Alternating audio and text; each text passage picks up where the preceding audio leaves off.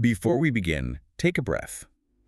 This isn't just a podcast, it's a new way to think, speak, and live in English. Welcome to Confluent Podcast, where words flow, confidence grows, and every sip brings you closer to fluency.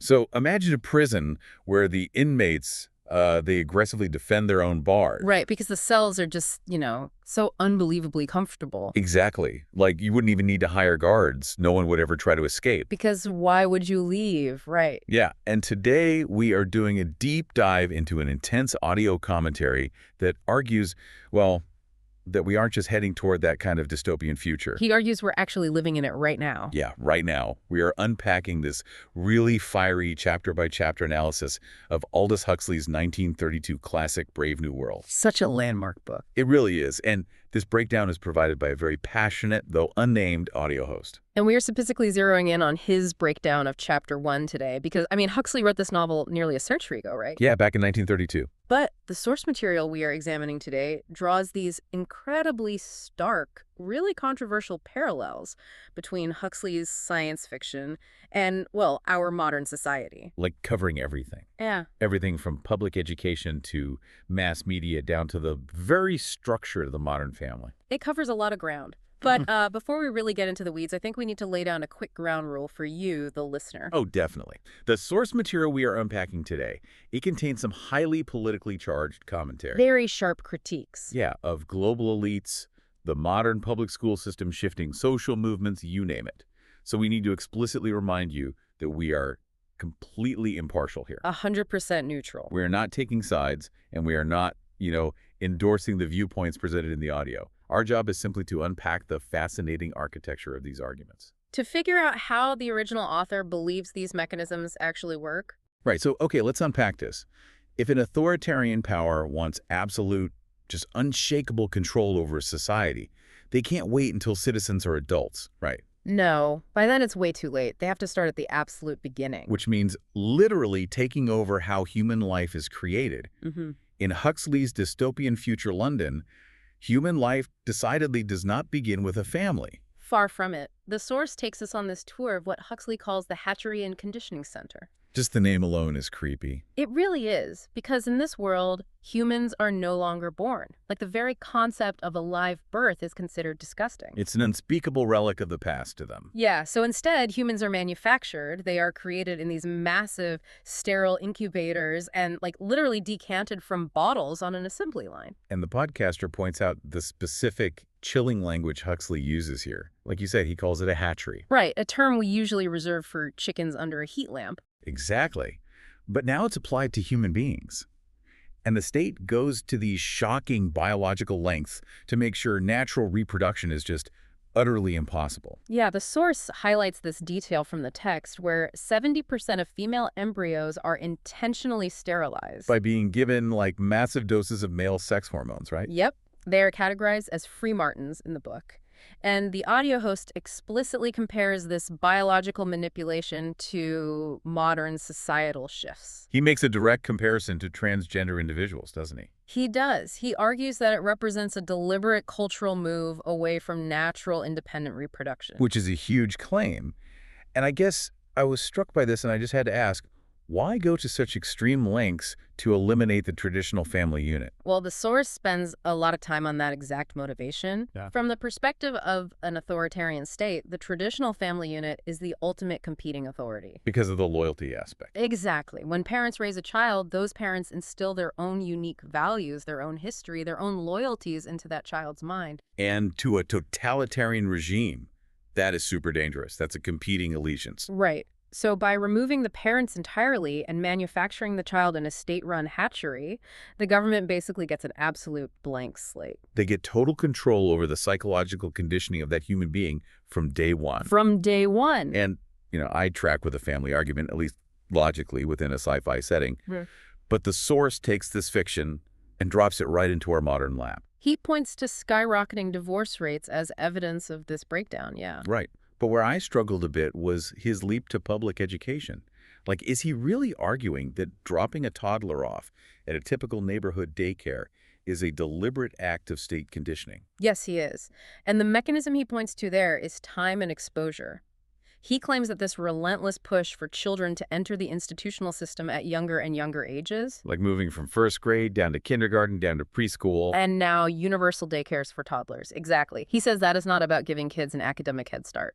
The source argues it is a deliberate strategy to separate children from parental influence as early as biologically possible. So the younger the state can get them into the system, the earlier the institutional values become the child's baseline reality. Right. Effectively preempting the parent's ability to establish any independent critical thought. Okay, so if the state successfully monopolizes the creation and the early conditioning of kids, they can't just let them grow up randomly. No, you can't leave that to chance. They have to engineer their societal role right from the test tube. To make sure the entire machine runs smoothly. And that leads directly to the caste system in the novel. Huxley's society is rigidly divided using the Greek alphabet. So you have the alphas at the very top, right? Yeah, the highly intelligent leaders and world controllers. And then the hierarchy descends through the betas, gammas, deltas, and finally down to the epsilons at the very bottom. And the epsilons are engineered to do the most grueling, mind-numbing physical labor in society. Right. And the biological mechanism they use to create these lower castes is something called the Bokanovsky process. The source explains this terrifying procedure. Scientists take a single fertilized egg and shock it with alcohol and X-rays. Which causes it to bud and split into up to 96 identical twins. And the audio host really emphasizes this one phrase, applying mass production to biology. It completely commodifies human existence. It really does. And here's where it gets really interesting. It's a literal factory assembly line. But instead of stamping out identical car fenders, they're stamping out identical human workers to man identical machines. It's a terrifying image. It is. But wait, as I was listening to this breakdown, I kind of had to push back on the core logic. Why purposefully inflict brain damage on your own workforce? It seems counterintuitive, right? Yeah.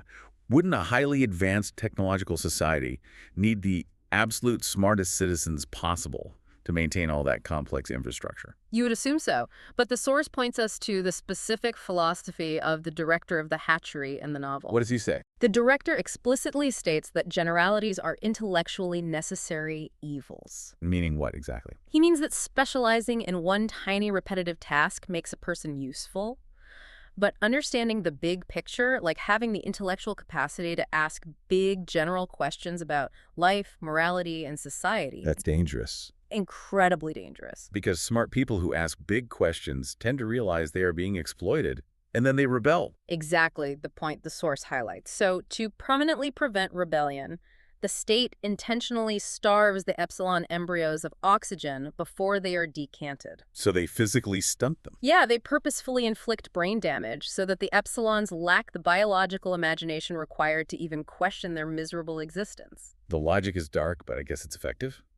Stupid people are incredibly easy to control. And the audio commentator forcefully argues this intentional dumbing down isn't just fiction. He says it's happening right now to us. He argues that modern elites are employing a softer but equally effective version of this biological suppression. He claims average intelligence is dropping rapidly in places like America and Europe, and he asserts this is by design. And when looking at the how, he points to the modern diet, right? Yes, he isn't just saying that processed junk food is unhealthy for your heart. He argues that flooding the population with chemical-laden, nutrient-deficient food literally causes chronic brain fog and lethargy. Wow, so it biologically disables a person's physical capacity for sharp, sustained critical thought. That's his claim.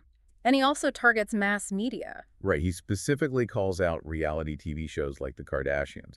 But, how does watching someone superficial actually lower your intelligence? Well, the mechanism the source describes here is behavioral modeling. Okay, tell me more about that. He argues that the media deliberately elevates superficial, highly dramatic, and foolish people to the status of global celebrities. And since humans are mimetic creatures. Right. We naturally copy high-status individuals in our tribe. So if you convince the general public to idolize reality stars, even people with high natural potential will just squander it. By mimicking that foolish, dramatic behavior, they will voluntarily waste their own intellect. Which leads right into his blistering critique of public schools. He doesn't view them as places of enlightenment at all. No, not even close. He views a modern classroom like 30 kids learning identical material at identical paces as a modern Bokanovsky factory line. The mechanism isn't to create brilliant, independent innovators.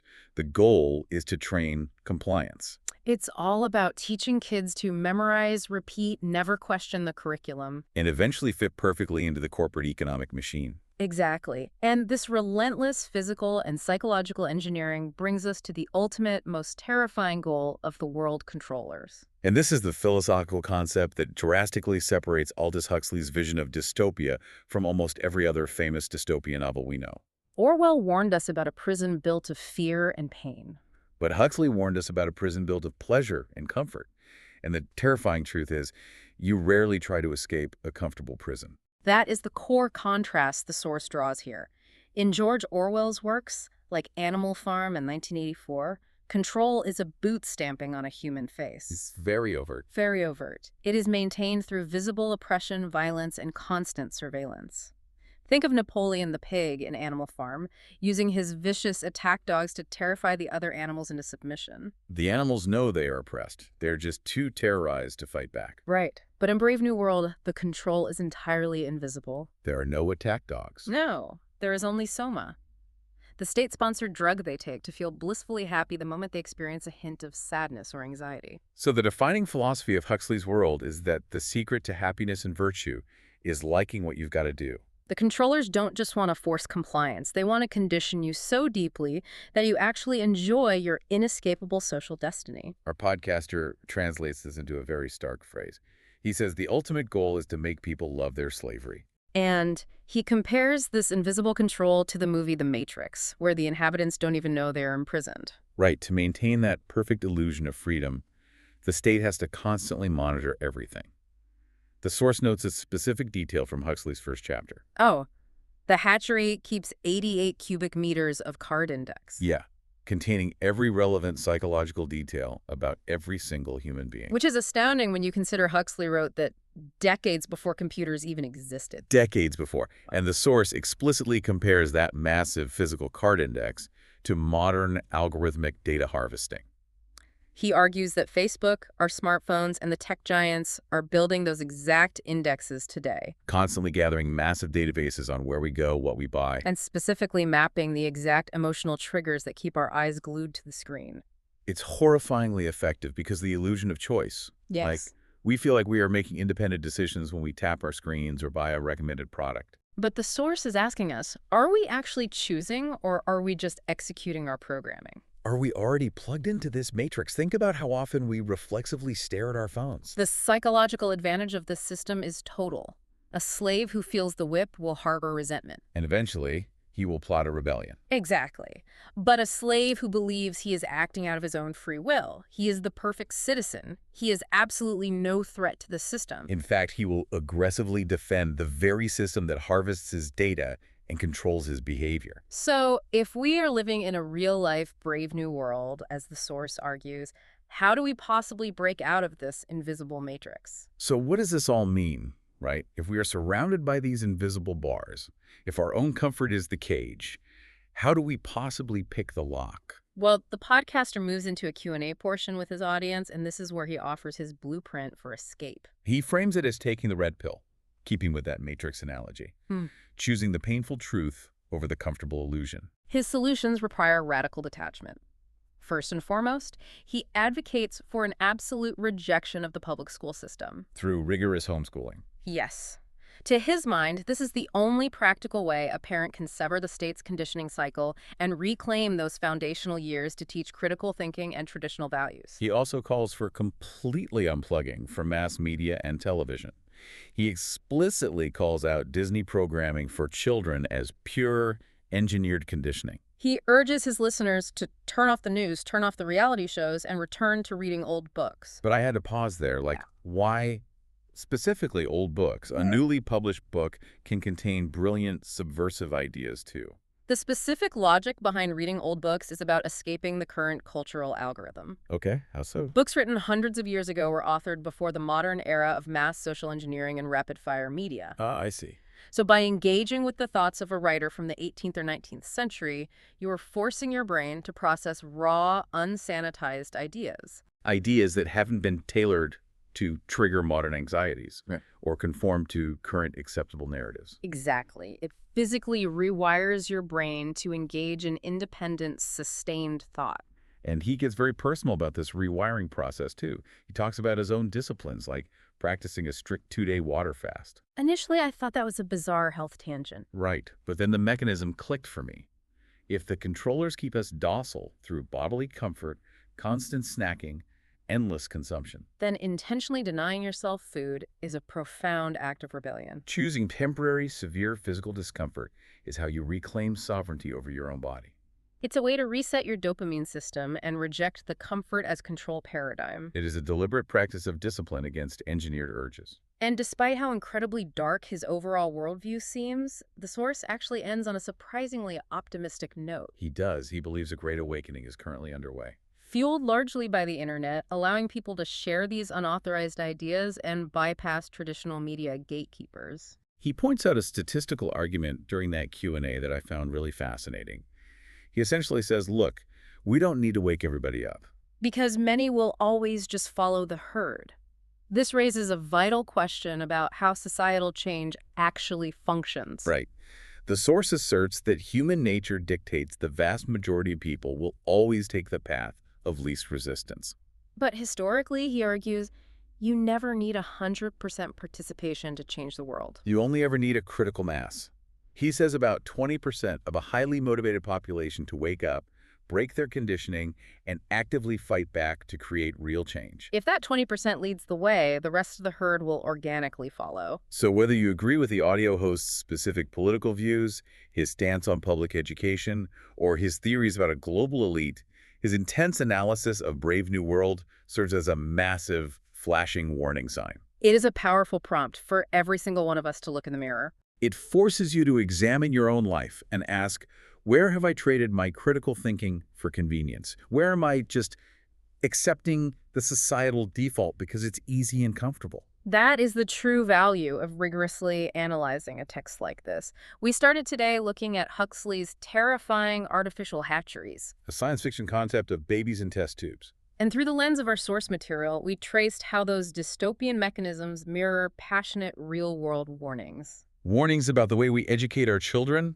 the media we blindly consume, and the very real pressures facing the modern family. It's an immense amount to process. It really is. And as we wrap up, I want to reiterate one last time that the political connections and cultural critiques we discussed today belong solely to the source audio. Right. Our goal here was purely analytical. Exactly. To unpack the architecture of his arguments, examine how he believes these invisible mechanisms work, and leave you to decide what to make of them.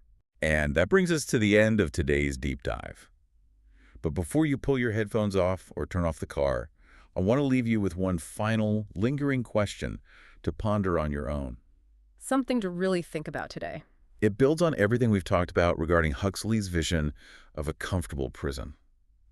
If the ultimate form of control isn't violence, but comfort. What is one daily convenience in your life right now that might actually be keeping you from thinking for yourself? A question we all need to answer. Absolutely. Thank you so much for joining us for this deep dive. Keep questioning the world around you, keep pushing back on the defaults, and we will see you next time.